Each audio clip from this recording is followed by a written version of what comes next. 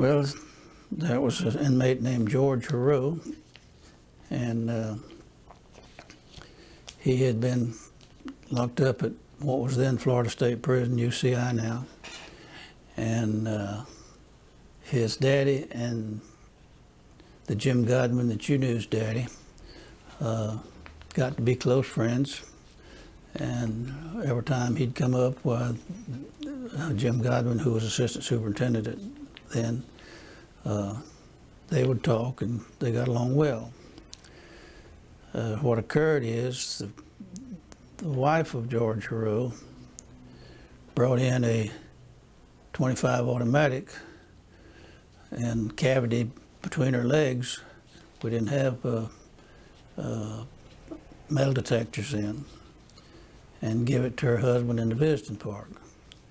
And of course he was carried back up to his cell, and the next day or 2 days later, whenever he was taken out, the cell was open for him to go bathe, he pulled the gun on the officer and walked him around to the front, and by my office, Mr. Godwin, who was killed, was in an office just across the hall from mine, or had been in that, and he was walking down the hall to go to his office.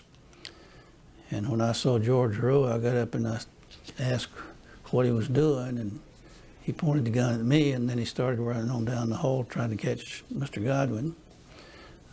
He finally did and shot him, hit him in the shoulder here. He bled to death. Actually, couldn't get it stopped. We didn't have much medical services at the institution. And on his way to shoot Mr. Godwin, I was behind him, and he turned around and shot me through the leg.